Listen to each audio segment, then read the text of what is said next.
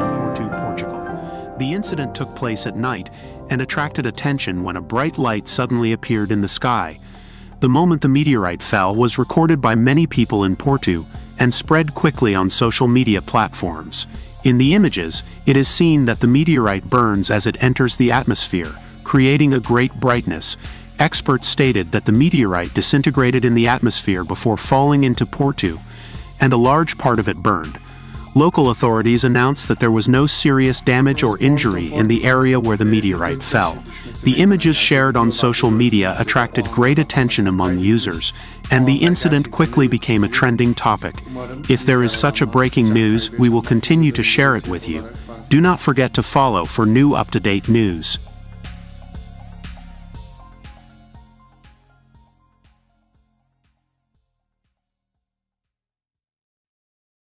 Cette traduction induit en erreur, puisqu'elle ne reflète pas le sens du verset original en langue arabe, car dans وَجَعَلْنَاهَا رُجُومًا لِلشَّيَاطِينِ, le mot projectile utilisé dans la traduction n'existe même pas. En effet, la traduction mot à mot est وَجَعَلْنَاهَا, nous avons fait des étoiles, رُجُومًا, des lapidations.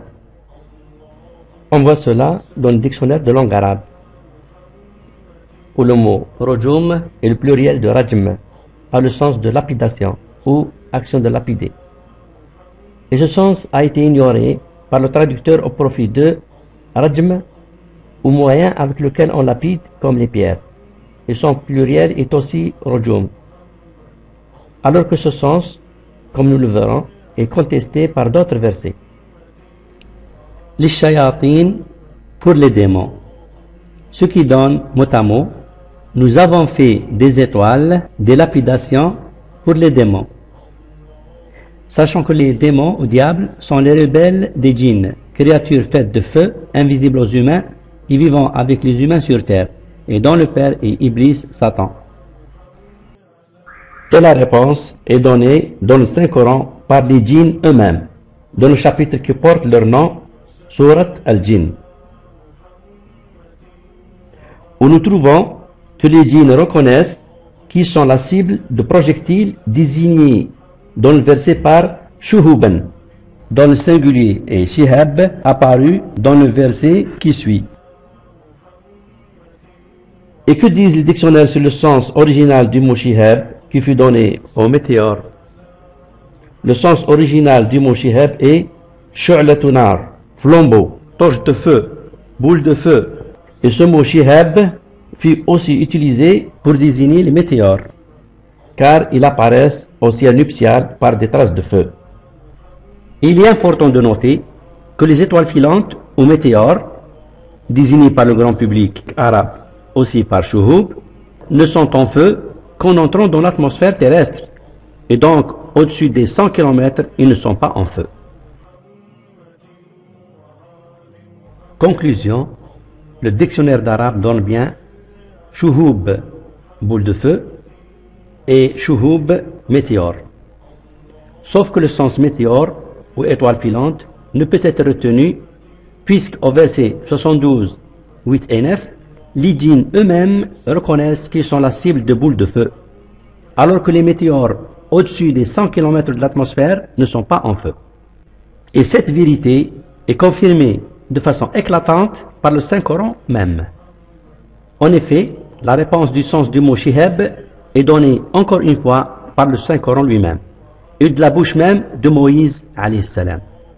En effet, dans le verset 27-7, chapitre des fourmis, on retrouve le mot shihab qui fut utilisé dans l'histoire de Moïse qui, en famille, dans le froid et la nuit du Sinaï, a perdu le chemin d'Égypte et a alors vu un feu dont il voulait ramener un shihab, tison enflammé aux torches de feu, à sa famille pour se réchauffer. Ainsi, ce verset 27-7, les fourmis, montre clairement et sans le moindre doute que le mot shihab veut dire donc tison enflammé aux torches de feu, et coupe court donc à toutes les allégations des diffamateurs qui désignent shihab par météore.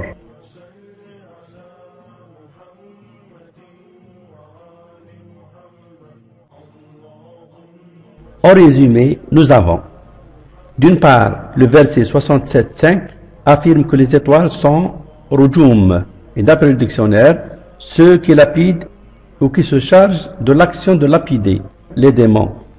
Et d'autre part, dans le verset 72.8, les démons eux-mêmes reconnaissent qu'ils sont la cible de shuhub, ou boule de feu. Alors, de ces deux versets, nous pouvons dire que les étoiles lapident les démons en lançant contre eux des flambeaux ou boules de feu, shuhub, et sont donc rujumun li shayatin.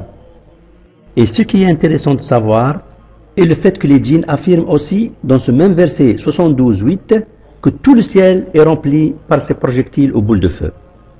Ainsi, ces boules de feu remplissent tout le ciel. Ce qui nous fait dire que les étoiles lancent donc des boules de feu, shuhub, de façon continue, remplissant de façon permanente tout le ciel de ces projectiles flamboyants, interdisant ainsi aux djinns tout accès et toute écoute.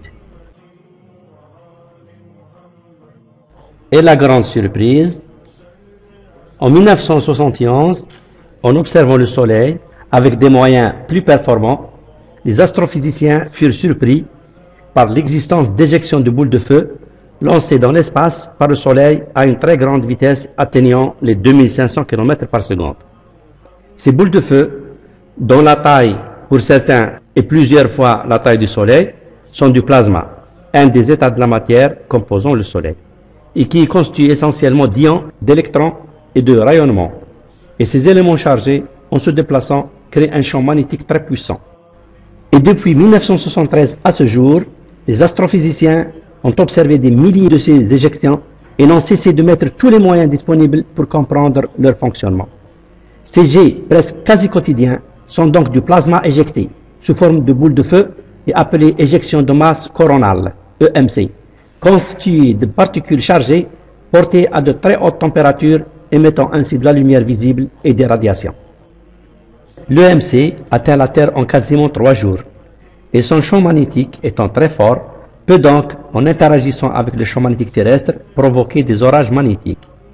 Le champ magnétique terrestre joue alors le rôle d'un bouclier magnétique protecteur, faisant dévier ainsi le parcours de ces particules chargées, leur évitant d'atteindre la Terre et la destruction de toute vie sur sa surface.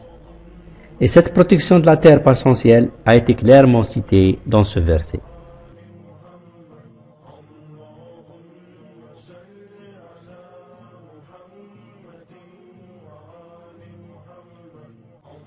D'autre part, le 26 juillet 2018, une équipe d'astronomes de l'université de Palermo, Italie, a mis en évidence une éjection d'un EMC à partir d'une étoile, HR 9024, éloignée de 450 années-lumière de la Terre et dont la masse est 3 fois supérieure à celle du Soleil.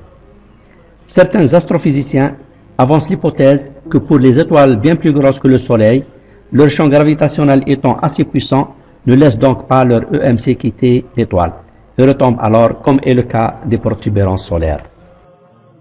Et pour clore le sujet, le Saint-Coran affirme depuis 14 siècles que les étoiles sont semblables à des canons projetant des boules de feu dans l'espace, que les incrédules ont accueilli avec des railleries, mais qu'aujourd'hui, et depuis 1971, ils ont été étonnés d'entendre les astrophysiciens leur dire que le Soleil, quotidiennement, comme un canon, lance à bout portant des boules de feu dans toutes les directions de l'espace, confirmant ainsi que ce que le Saint-Coran disait depuis 14 siècles est la pure vérité, et que le Seigneur, compromis dans le Saint-Coran, il ne cessera de montrer aux hommes que le Saint-Coran est son verbe et donc la pure vérité.